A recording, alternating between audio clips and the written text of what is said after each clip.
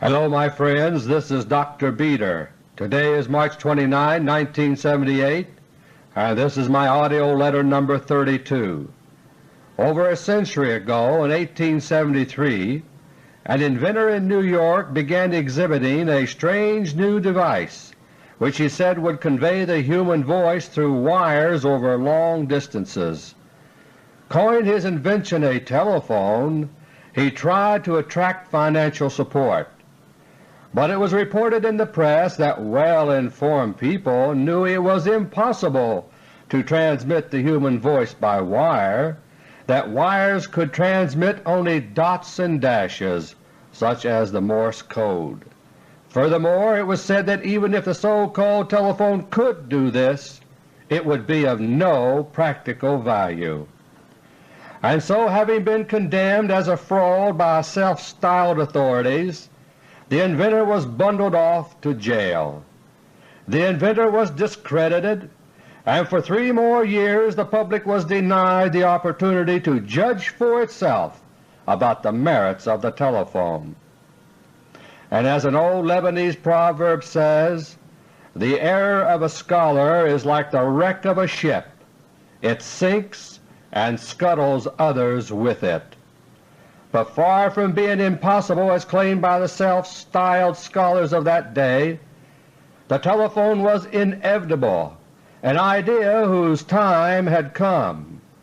In 1876 another inventor, Alexander Graham Bell, unveiled a working model of the telephone. Today Bell's name is a household word, and all the false prophets who had said it can't be done are forgotten forever. Today there are many self-proclaimed authorities who condemn as nonsense anything they don't understand. It happened with the telephone, the automobile, the airplane, space travel, and so on. Today it is happening in regard to underwater missiles, particle beam weapons, floating Soviet cosmospheres, and other life and death matters. Today our secret rulers are trying to cover up so many things in so many ways that it's becoming increasingly difficult to do so. As always, their own secret political and economic plans and maneuvers are kept under wraps until they are ready to spring on the unsuspecting public, only now their plans no longer work smoothly as they once did. But beyond that, elaborate efforts are being mounted to hide from the public the disastrous military and space setbacks suffered by the United States in recent months. Soviet sabotage operations, about which I have been giving a warning for nearly a year, are now taking an increasing toll, and government spokesmen are working overtime to make exploding grain elevators, exploding factories, exploding refineries, exploding railroad tank cars, and explosions in power plants all seem unrelated, and to keep the lid on events related to Russia's total military domination of space, not only government personnel but also selected congressional, academic, industrial, and scientific spokesmen are being pressed into service. They think that by siding with the Soviet Union, the winning side, they will end up being treated very well. But traitors are traitors and can never be trusted. So collaborators are always the first to be eliminated after a country is conquered. As for our secret rulers themselves, together with their intimates, the precedent they themselves established in the Nuremberg trials after World War II will be applied. In the aftermath of the coming nuclear war, the traitors who have destroyed America from within will be tried for war crimes and duly executed. Today my 3 special topics are: Topic number 1, Cosmospheres, Cosmostrategy, and the ignored warnings of General Thomas Power. Topic number 2, Soviet preparations to invade the United States. And topic number 3, how events are converging toward nuclear holocaust. Topic number 1.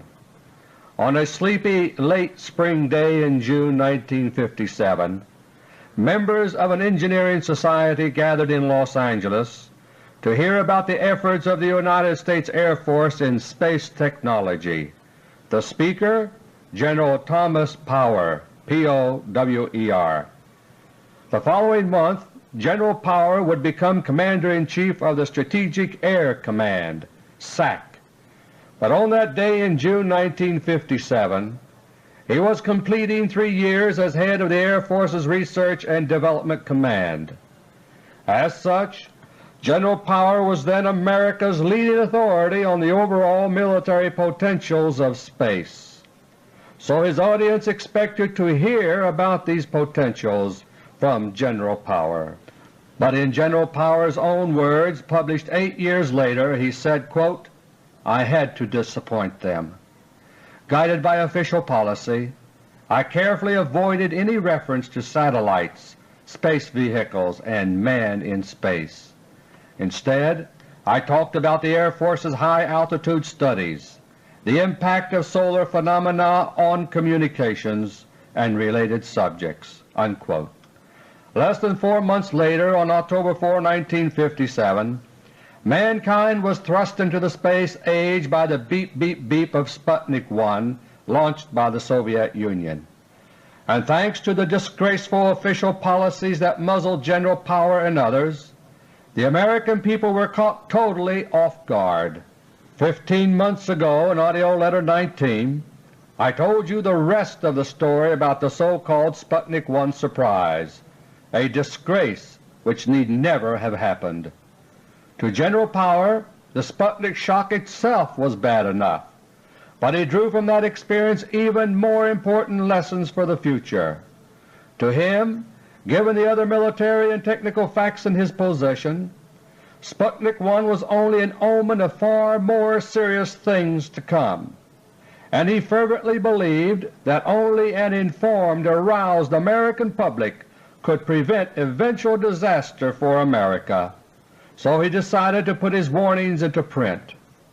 In April 1959, as the Eisenhower era was on the wane, General Power, Commander of the Strategic Air Command, followed required procedures and submitted his book to the Defense Department for approval prior to publication. The book contained no military secrets, yet it was banned instantly by the Secretary of Defense. Unknown to General Power, America's secret rulers had already decided upon a complete revolution in America's military strategy to begin in 1961 with the new administration. It was to be a two-pronged strategy, half visible and half invisible.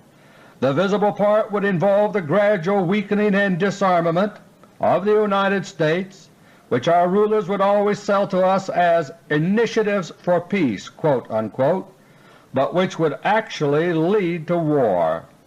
The hidden part of the new strategy, however, would involve the continued secret development of new superweapons with which the Soviet Union could be utterly destroyed in the war to come. And the centerpiece of this two-pronged strategy for world domination was to be America's moon program, sold to the public as a peaceful venture, but actually intended for military purposes. It is this two-pronged secret military scheme of our secret rulers that unraveled just 6 months ago on September 27, 1977. It is this scheme that led to America's disastrous defeat in the secret space battle of the Harvest Moon, which knocked out America's secret moon base in Copernicus crater. And it is this scheme that would have been threatened by publication of General Power's book in 1959. In 1965, after General Power retired, he finally succeeded in having his book, Designed for Survival, published in extensively revised form. The publisher was Coward McCann of New York, but the original banned version was never published. After nearly 20 years, I believe the time is long overdue for the American public to hear some of the things about which the late General Thomas Power tried in vain to give a warning. After considerable effort and expense, I have at last been able to obtain a copy of the original banned manuscript by General Power, which will be under lock and key by the time you hear this recording. As I read his words to you, keep in mind, please, that they were written 2 decades ago. Only in that way can you realize just how much is being kept from you by the Federal Government. On page 60 of the banned manuscript, General Power says that, quote, "Deterrence is the sum total of many diverse elements, which in combination serve to convince our enemies that if they choose to precipitate a nuclear war, the United States will survive and they will not." Unquote. 3 years after General Power wrote these words, he was proven right in the Cuban Missile Crisis of 1962. But his book remained banned, so this lesson was not driven home in American minds, and true deterrence was gradually allowed to disappear. On page 67 of the banned manuscript, he speaks of a Soviet decision to start a war against the United States. Quote, "First, there must be adequate assurance that the war will result in a decisive victory for them and unconditional surrender on our part." Unquote. A few lines later he said, quote, "The second condition that must be satisfied before the Soviet rulers would undertake aggression against the United States is the assurance that they can prevent our retaliatory counterattack from inflicting unacceptable damage upon them." Unquote. My friends, in light of these criteria, judge for yourself about the significance of the runaway Soviet military superiority over the United States. For example, consider just one small part of the picture, the incredibly massive Soviet civil defense program versus non-existent civil defense in the United States. Does it matter that according to government figures the Soviet Union might lose 5 million people, while the United States could lose 160 million in a nuclear exchange? Or are government spokesmen right when they assure you this imbalance means nothing? On page 68 of the banned manuscript, General Power says that, quote, "An added problem is the reaction of the Russian people. There can be no doubt that in a nuclear war they would accept heavy losses without protest, so long as they believed that the United States, not Russia, was responsible for the war." Unquote. In light of this, my friends, where is Jimmy Carter's so-called tough talk against the Soviet Union lately really leading? Does he himself even know what he is saying? Already his words and those of Secretary of Defense Harold Brown have become the basis of an intense propaganda campaign inside Russia about the increasingly threatening posture of the United States. And some diplomats are already saying that Soviet-American relations are now the worst they have been since the Cuban crisis over 15 years ago. On page 141 of the banned manuscript, General Power says that since the Soviet Union must destroy both our military muscle and our power to rebuild that muscle, quote, "The objective of a Soviet attack would be the thorough destruction of the country." Unquote.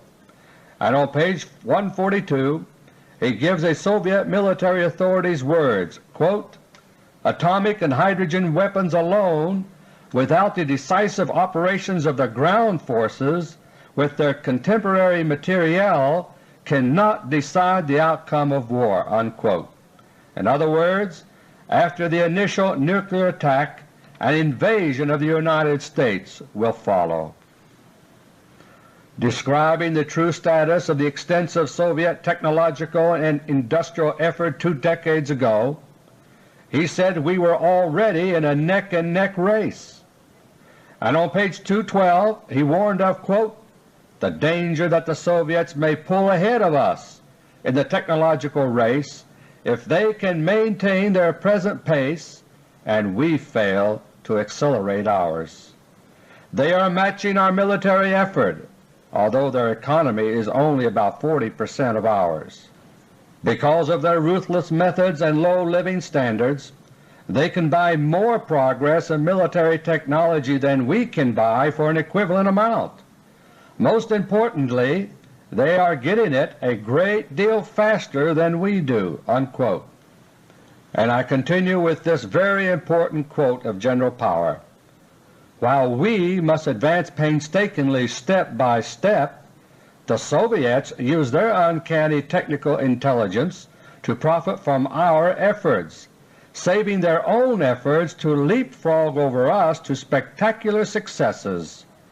What we try cautiously on a small scale, the Soviets often will do on a far bigger and more impressive scale." Unquote. Looking ahead 20 years ago, General Power could clearly see that space warfare would revolutionize military strategy. Quoting from page 225 of his banned 1959 manuscript, "The old military mandate, 'take to the high ground,' is as pertinent in the dawning space age as it ever was to the rifle-bearing soldier. In wars of the past, high ground meant elevations and hills measured in tens or hundreds of feet. Fighting downhill was always easier and more advantageous than fighting uphill. When the airplane became a tool of warfare, high ground meant thousands and later tens of thousands of feet. Again, the greater height or altitude represented an important advantage in aerial combat. As the struggle for the strategic advantage of the high ground continues, altitude above sea level gradually becomes distance from the earth, and limitless space beckons as the ultimate battlefield." Unquote.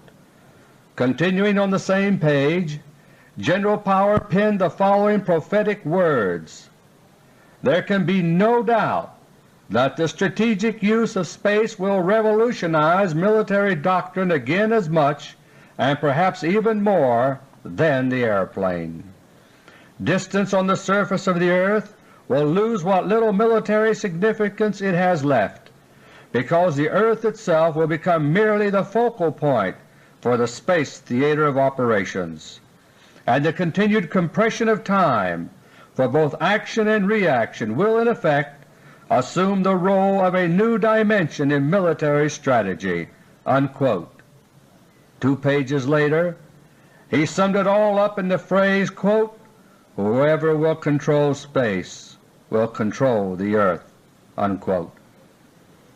In these crystal clear words of 19 years ago, General Power tried to let the American public in on the coming new era in military strategy based on space.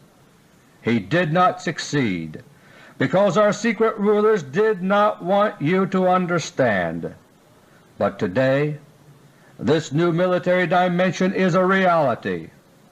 Since the Battle of the Harvest Moon 6 months ago, it has become the exclusive domain of the Soviet Union, and they call it Cosmostrategy.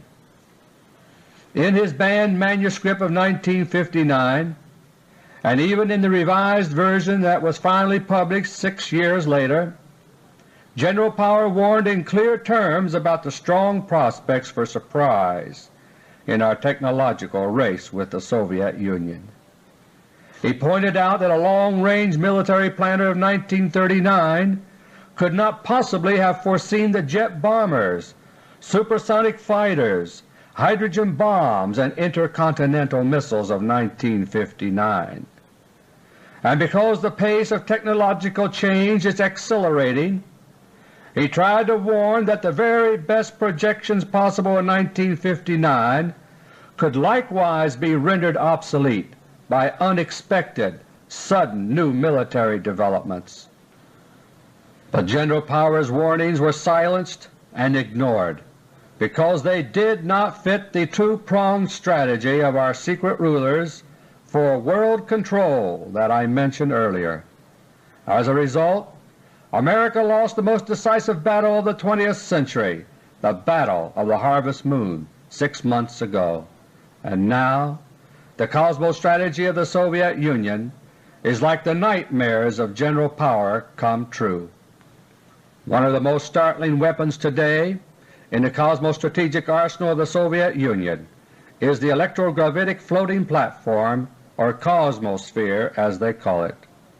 They are armed with charged particle beam weapons, and as I first revealed in AUDIO LETTER 29 last December, they are responsible for the violent airquakes along the East Coast and elsewhere which the Federal Government is trying frantically to explain away. As early as 1962, over 15 years ago, some of America's top military officers could see the threat of floating platforms on the technical horizon and wanted to start working on a defense against them. General Thomas Power, then Commander of the Strategic Air Command, was one of these men. In the summer of 1962, the Cuban Missile Crisis was in gestation, but General Power was already looking ahead to a possible Space Cuba of the future that would be even more serious. At a secret meeting at Maxwell Air Force Base, General Power described the floating platform concept that was already within reach of American technology, and he expressed frustration and worry over the refusal of the Kennedy administration to begin developing any defense against a potential Soviet version of these platforms. Already the dismantling of America's military power under the guiding hand of then Defense Secretary Robert McNamara was underway. In 1964 General Power retired after heading the Strategic Air Command for 7 years. In March 1965, 13 years ago this month, the revised version of his book, Designed for Survival, was published at last. And on pages 243 and 244 you will find a warning by General Power that points specifically to the floating Soviet cosmospheres that are now hovering over the United States and elsewhere worldwide.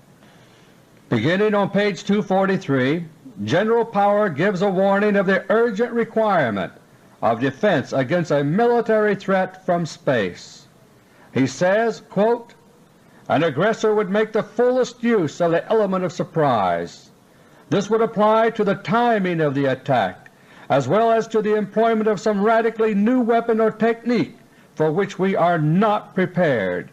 It is quite possible that the Soviet surprise weapon would be an offensive space system, but beyond this assumption we can only speculate." Unquote. Further on page 244 he says, quote, "For instance, it is conceivable that we may wake up one morning and find a number of Soviet satellites floating in stationary orbits over every part of the United States." Unquote. And a few words later he emphasizes, quote, "We certainly must anticipate such a contingency, which is by no means far-fetched or far in the future, and make sure that we have operational defensive systems or measures to cope with it." Unquote. There, my friends, you have it. Security restrictions prevented General Power from describing these hovering devices in detail in his published book, so he used a word for them that the public could most easily grasp, and that word is satellites. But as the former head of research and development for the United States Air Force, General Power knew very well that no true satellite can hover over any location in the United States. True satellites can hover only over locations on the Earth's equator. What General Power tried to warn us about 13 years ago are electrogravitic floating platforms, known today as cosmospheres. General Power's warnings created a temporary sensation in 1965, but in the end they were ignored. One morning in December 1977, America did wake up with Soviet floating cosmospheres overhead, and airquakes began shaking houses and breaking windows in a mild illustration of what they can do. Today there are 70 Soviet cosmospheres deployed worldwide, and we have no defense against them. Topic number 2. Last month I gave a warning about the mushrooming activities of the Soviet KGB in Quebec Province, Canada. Soviet block aircraft, including camouflaged Soviet troop transports, have been passing through the Mirabel and Dorval airports in Montreal in large numbers. As of last month, I was able to reveal the existence of at least 12 guerrilla camps in Quebec Province and over 3,000 KGB trained personnel in Canada. Today I can tell you more. The things I was able to tell you about last month are part of a much bigger picture involving France, the United States, Britain, and the Soviet Union in a complex power play. But the bottom line is that the Kremlin is already making preparations for the invasion of the United States that is to follow the initial surprise nuclear attack. As always, the chess players in the Kremlin are planning their moves in sequence and far in advance. We are hearing a great deal today about the separatist movement in Quebec Province, but in fact Quebec is being planned behind the scenes to be no more than a pilot project for all of Canada, which is intended ultimately to go the way of Quebec. In all this, the matter of language, French versus English, is only a superficial ploy or cover for the much more serious issues underneath. Years ago France saw the handwriting on the wall for Europe, given the domination of the NATO alliance by double-crossing rulers in the United States. So France pulled out of NATO to go her own way, while quietly coming to terms with the Soviet Union in certain areas. Today there is a quid pro quo between France and the Soviet Union with respect to Canada. The Soviet Union is desirous of using Canada as a base for military operations against the United States, and has induced France to provide entree to Canada through Quebec Province for this purpose. Even though Quebec is part of Canada and therefore nominally in the British fold, French influence there is very powerful. The inducements held out by the Soviet Union to persuade France to cooperate in this venture include both the carrot and the stick. The carrot is the prospect for France to expand her influence over all of Canada at the expense of her old rival Great Britain.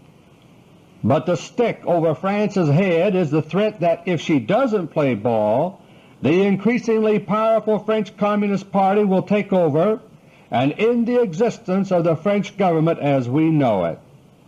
And so far France is going along, and for that reason Moscow called off her dogs in the recent French election. That's why the French Communists behaved so strangely, wrecking the Socialist Communist coalition and causing the Leftist coalition to lose the election when they looked like sure winners to many. Within Canada itself, all this is cemented by an element at the highest levels of the government. This element is working actively toward the goal of French-speaking Marxist République Populaire du Canada, People's Republic of Canada. This powerful faction in the Canadian government is not only cooperating with France in permitting Soviet entree through Quebec, but has also negotiated secret arrangements directly with the Soviet Union as long as 2 years ago. As a result, Soviet personnel infiltrated into Canada through Quebec Province are fanning out all across Canada. There remains another important segment of the Canadian government who are not party to the Soviet-French intrigues now underway, who instead are pro-Canadian, pro-Britain, and generally pro-American. It is they who have been responsible for the efforts in Canada to stem the tide of Soviet activities there, ranging from nuclear sabotage operations into the United States last spring and summer to the recent sensational spy case. But this loyal segment is now losing influence relative to the faction who are party to the Soviet-French intrigues. This is due in large part to the self-destructive, weak behavior of the United States since the summer of 1976. Most of all, the total lack of effort by the United States to defend itself against mounting nuclear sabotage starting last spring has strengthened the hand of all those who say the United States is done for and deserves no further help. So now the Soviet Union is preparing already for the invasion of the United States. A joint operation by the KGB and the Soviet Army is now underway in Canada and in Mexico as well, although my reports there are more fragmentary so far. In the summer of 1976, the Soviet Union began planting underwater missiles in our own territorial waters in preparation for a nuclear surprise attack. The strategy was to strike from inside our defenses, from short range that would afford us no warning time. Now the Soviet Army is embarking on a parallel strategy of preparation for attack when the moment comes. The Soviet Army is today the best equipped and best trained in the world, able to fight nuclear, conventional, or chemical warfare. Day in and day out we hear about the threat the Soviet Army, backing up the other forces of the Warsaw Pact, poses to Western Europe. But, my friends, the Soviet Army is not interested in Western Europe, because Moscow has already become the de facto capital of Europe. NATO is in shreds, and Europeans have had enough of fighting wars generation after generation. Most of all, they see no hope in the direction of the United States. We have double-crossed, stranded, and sold out other allies too many times.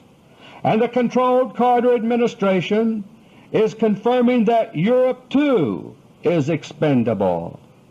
Instead of Europe, the United States is the prime target now for the Soviet Army.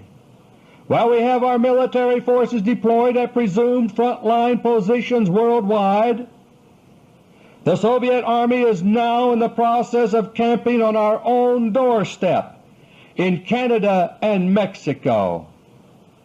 Squads of Soviet troops are fanning out all over Canada to pre-assigned waiting stations, which are separated from one another in most cases by at least 5 miles. As of my latest report on March 27, 2 days ago, Soviet squads had begun reaching waiting stations in every Canadian province except the Yukon. By the time you hear this report, squads will be there too. The heaviest concentrations of these Soviet troop squads is in southern Canada, near the United States border, especially in Quebec, British Columbia, New Brunswick, and Alberta. Otherwise, they are dispersing thinly throughout Canada. Right now, the task of the Soviet troops is simply to reach their dispersed waiting stations, mostly in rugged or remote areas, establish themselves there in ways that do not attract attention, and just wait. They are to maintain themselves and wait however long is required, weeks, months, or longer, until they receive orders to start preparing for an offensive. Only then will the widely dispersed Soviet troops gather up their caches of arms, which include tactical neutron bombs, and start forming up into combat formations. Literally overnight, the previously invisible Soviet Army in Canada and in Mexico will suddenly become visible as a massive fighting force that is ready to invade the United States.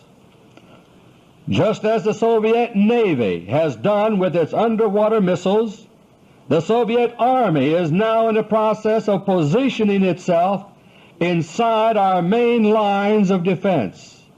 If all goes according to plan, and if this operation is allowed to proceed like the other Soviet activities against America, the 140,000 combat-ready American troops now secretly stationed near our border with Canada will be surprised and overwhelmed, and the battle for North America, like the Battle of the Harvest Moon 6 months ago, will go to the Soviet Union.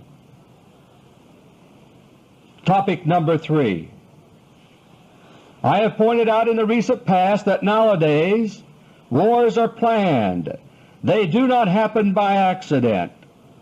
Those who are entrusted with our national security always include an inner circle who, doing the bidding of our secret rulers, know when war is coming, because they themselves are helping to bring it about.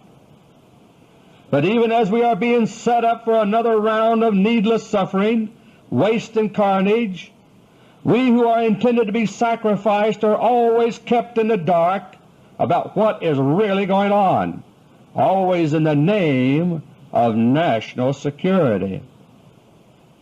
The instinct for cover-up by our secret rulers is always powerful, but nowadays it is even more rampant, because they are now trying to hide terrible mistakes and failures on their own part. Nowhere is this more true than in the military environment now dominated by Soviet cosmostrategy.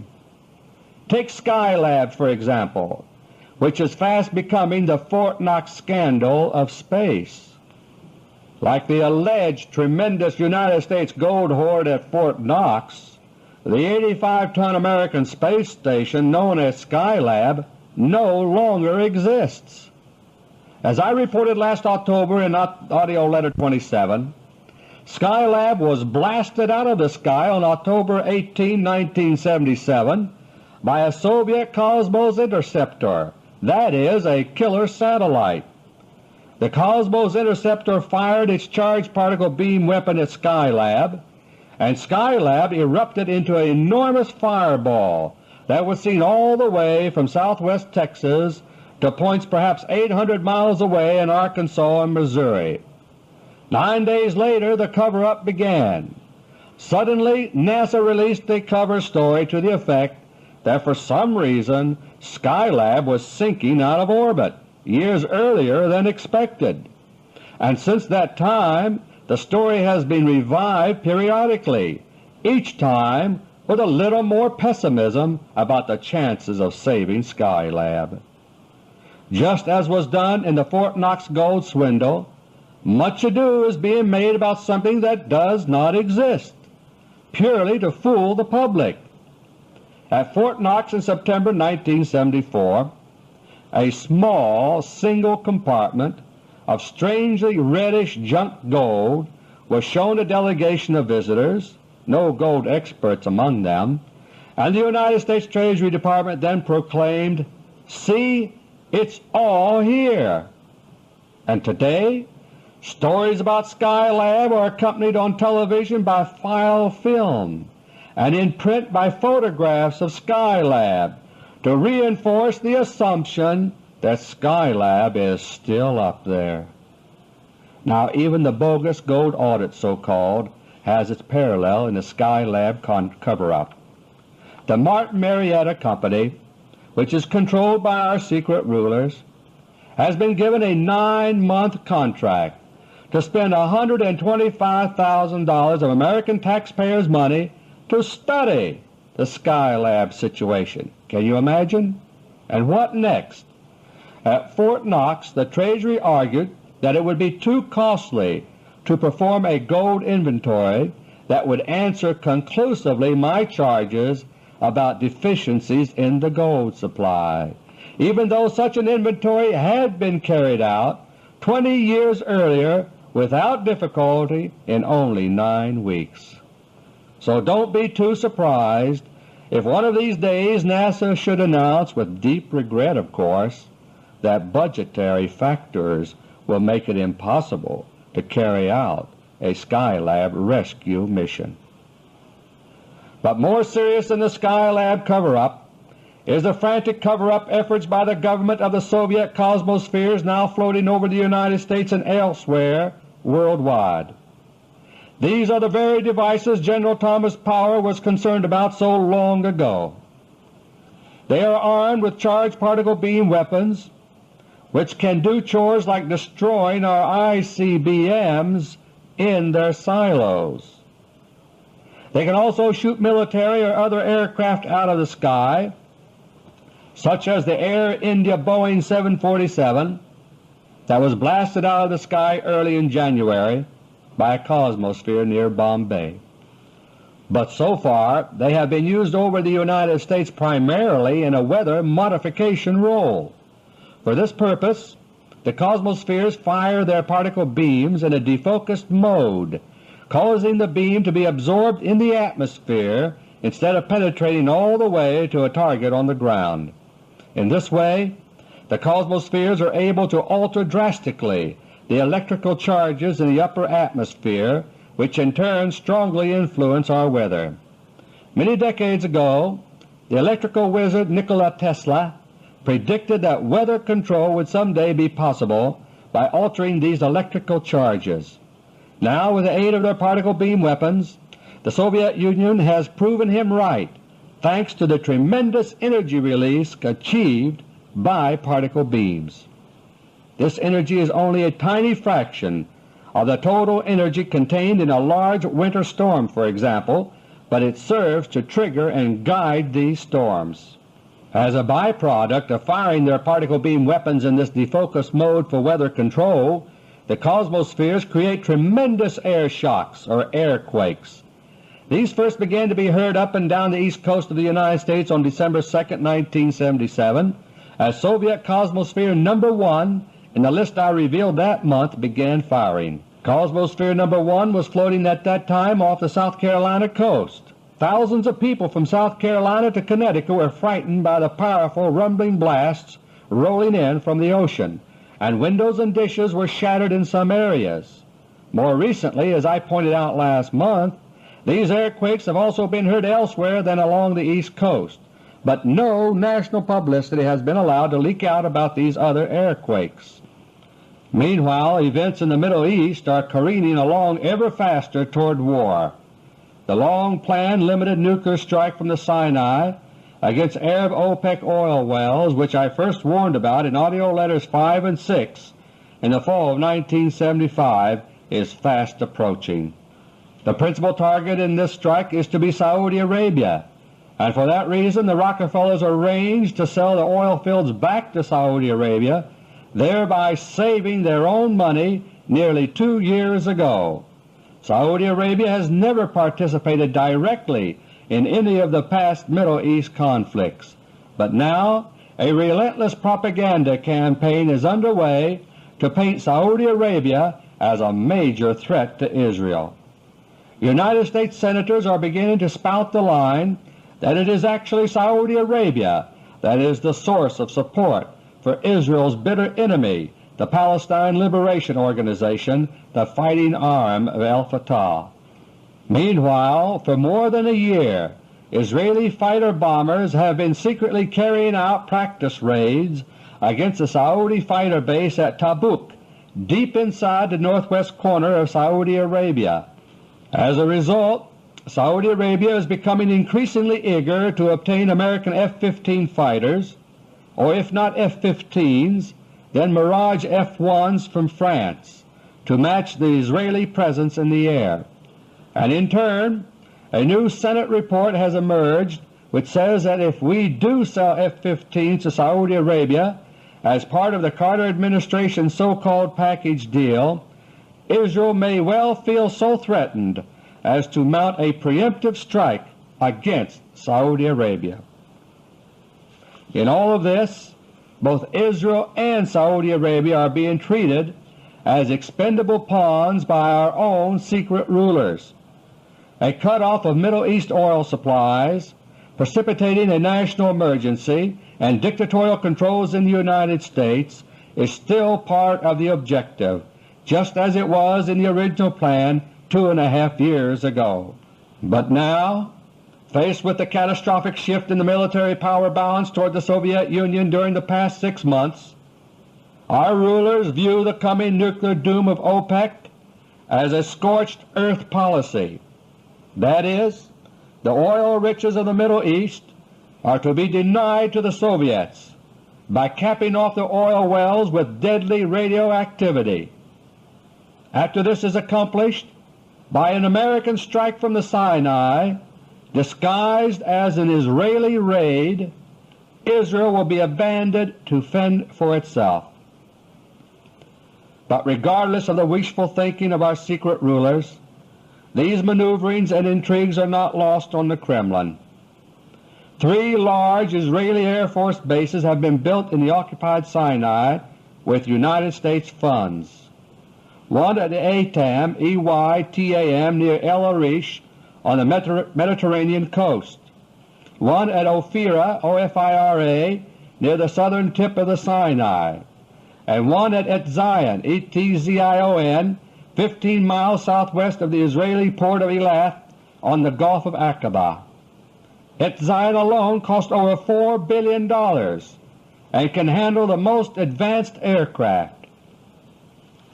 Seemingly this would provide decisive control of the area, but floating over the Sinai now are 5 Soviet Cosmospheres, and there are 10 more over and around Israel, one over northwest Saudi Arabia between the Etzion Air Base in the Sinai and Tabuk, the Saudi Arabian Air Force Base, 4 over western Jordan ranged along Israel's east border, 1 over southwestern Syria near the Sea of Galilee, 1 over a spot about 10 miles offshore near Etam Air Base, another about 10 miles offshore midway between Haifa and Tel Aviv, and 2 over Israel itself, 1 in the north and 1 in the south.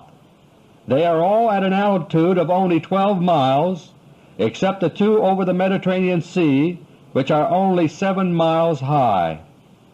In addition, 4 undersea cobalt bombs for earthquake and tidal wave generation have been planted at distances from 40 to 60 miles offshore in an arc from southern Lebanon to north of the Sinai. They threaten Haifa, Tel Aviv, and the entire Israeli coast. It's clear that the Soviet Union has no intention of allowing any military action to take place in the Middle East that is not to Soviet advantage. For example, the Cosmospheres could stop any Israeli or American strike against Saudi Arabia in its tracks, if desired.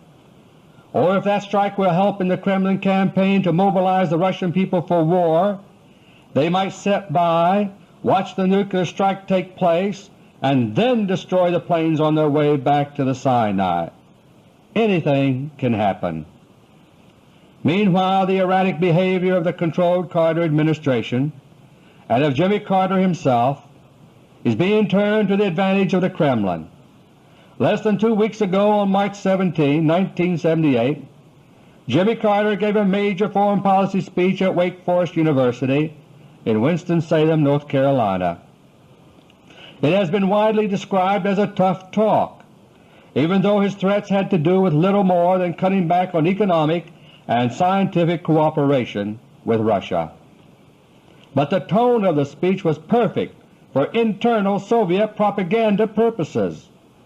Immediately the Carter speech was seized upon to fuel a fast-growing Kremlin campaign to convince the Russian people of an American threat so that they will support nuclear war when it comes. Then 2 days ago, on March 27, 1978, the Kremlin unleashed a new ultimatum to the controlled Carter administration to accept a SALT II surrender treaty. It was 6 months to the day after Soviet Foreign Minister Andrei Gromyko had delivered the first SALT II ultimatum on the basis of America's loss of the Battle of the Harvest Moon. This time the ultimatum was delivered in Pravda, the official organ of the Soviet Communist Party. The Pravda article urged the United States to make up its mind quickly on whether or not it wants a new agreement on strategic arms limitation. American rejection of the new agreement, according to the Pravda ultimatum, would, quote, torpedo international security, unquote. My friends, it's been said by some that Jimmy Carter is the last United States President with a chance to make decisions that will prevent the loss of American freedom. But that's not really true. Jimmy Carter is fast hammering nails in our coffin, but it was Gerald Ford who, as President, failed America at the most crucial point in our history. In AUDIO LETTER No. 17 in October 1976, I revealed in detail how President Ford knuckled under to squalid threats of a personal financial scandal and agreed to the treasonous Red Friday Agreement on October 1, 1976. In so doing, he undid the go-ahead he had given General George S. Brown, Chairman of the Joint Chiefs of Staff, to remove and continue removing the Soviet underwater missiles in our territorial waters. The Soviet rulers reached a profoundly important evaluation of the United States at that point. They had tried to surprise the United States in a double-cross and nuclear attack.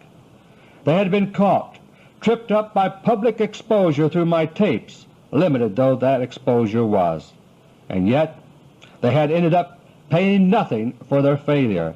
Instead, their former secret allies wanted to reinstate the former secret alliance as if nothing had happened, even to the extent of permitting underwater missiles to be planted along our shores thereafter without interference. And so the Soviet Union concluded that it might as well pull out all the stops in preparing to destroy America once and for all, because those who rule America behind the scenes had become so decadent and weak that they had lost touch with reality. The Anglo-Saxon West was ready to lie down and die. What a shame! What a tragedy! My friends, the actions of the controlled Carter administration are leading us ever deeper into quicksand, and by military power alone there is no hope that America can be saved. Nor is there any hope that our present leaders, elected and otherwise, will snap out of a lifetime of deception, double-dealing, lies and blackmail and truly act in the West's best interest.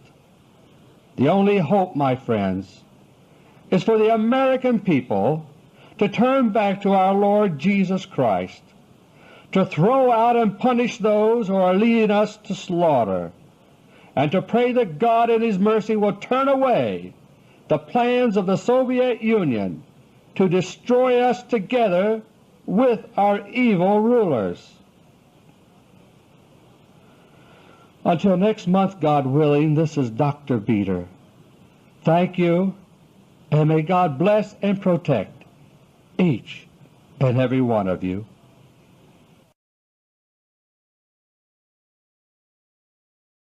Hello, my friends. This is Dr. Beter. Today is March 29, 1978, and this is my AUDIO LETTER No. 32. Over a century ago, in 1873, an inventor in New York began exhibiting a strange new device which he said would convey the human voice through wires over long distances.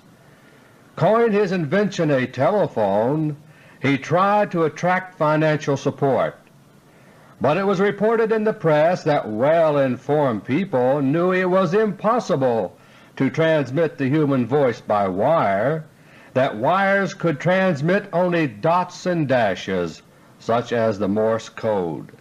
Furthermore, it was said that even if the so-called telephone could do this, it would be of no practical value. And so, having been condemned as a fraud by self-styled authorities, the inventor was bundled off to jail. The inventor was discredited, and for 3 more years the public was denied the opportunity to judge for itself about the merits of the telephone. And as an old Lebanese proverb says, the error of a scholar is like the wreck of a ship. It sinks and scuttles others with it.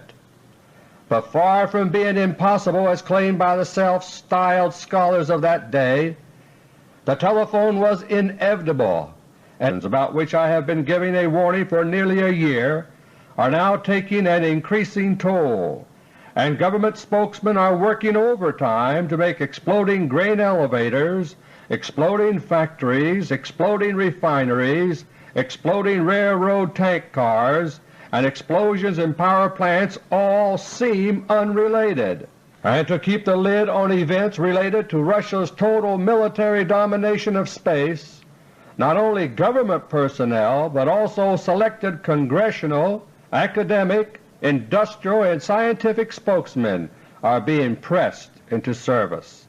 They think that by siding with the Soviet Union, the winning side, they will end up being treated very well. But traitors are traitors and can never be trusted. So collaborators are always the first to be eliminated after a country is conquered. As for our secret rulers themselves, together with their intimates, the precedent they themselves established in the Nuremberg trials after World War II will be applied. In the aftermath of the coming nuclear war, the traitors who have destroyed America from within will be tried for war crimes and duly executed. Today my three special topics are: Topic number 1, Cosmospheres, Cosmostrategy, and the ignored warnings of an idea whose time had come. In 1876 another inventor, Alexander Graham Bell, unveiled a working model of the telephone. Today Bell's name is a household word, and all the false prophets who had said it can't be done are forgotten forever. Today there are many self-proclaimed authorities who condemn as nonsense anything they don't understand. It happened with the telephone, the automobile, the airplane, space travel, and so on. Today it is happening in regard to underwater missiles, particle beam weapons, floating Soviet cosmospheres, and other life and death matters. Today our secret rulers are trying to cover up so many things in so many ways that it's becoming increasingly difficult to do so. As always, their own secret political and economic plans and maneuvers are kept under wraps until they are ready to spring on the unsuspecting public, only now their plans no longer work smoothly as they once did. But beyond that, elaborate efforts are being mounted to hide from the public the disastrous military and space setbacks suffered by the United States in recent months. Soviet sabotage operation, General Thomas Power. Topic number 2, Soviet preparations to invade the United States. And topic number 3, how events are converging toward nuclear holocaust. Topic number 1. On a sleepy late spring day in June 1957, members of an engineering society gathered in Los Angeles to hear about the efforts of the United States Air Force in space technology. The speaker, General Thomas Power, P-O-W-E-R. The following month General Power would become Commander-in-Chief of the Strategic Air Command, SAC. But on that day in June 1957 he was completing 3 years as head of the Air Force's Research and Development Command. As such, General Power was then America's leading authority on the overall military potentials of space. So his audience expected to hear about these potentials from General Power. But in General Power's own words, published 8 years later, he said, quote, "I had to disappoint them. Guided by official policy, I carefully avoided any reference to satellites, space vehicles, and man in space. Instead, I talked about the Air Force's high-altitude studies, the impact of solar phenomena on communications, and related subjects." Unquote. Less than 4 months later, on October 4, 1957, mankind was thrust into the space age by the beep beep beep of Sputnik 1 launched by the Soviet Union. And thanks to the disgraceful official policies that muzzled General Power and others, the American people were caught totally off guard. 15 months ago, in AUDIO LETTER No. 19, I told you the rest of the story about the so-called Sputnik 1 surprise, a disgrace which need never have happened. To General Power, the Sputnik shock itself was bad enough, but he drew from that experience even more important lessons for the future. To him, given the other military and technical facts in his possession, Sputnik 1 was only an omen of far more serious things to come, and he fervently believed that only an informed, aroused American public could prevent eventual disaster for America. So he decided to put his warnings into print. In April 1959, as the Eisenhower era was on the wane, General Power, commander of the Strategic Air Command, followed required procedures and submitted his book to the Defense Department for approval prior to publication. The book contained no military secrets, yet it was banned instantly by the Secretary of Defense. Unknown to General Power, America's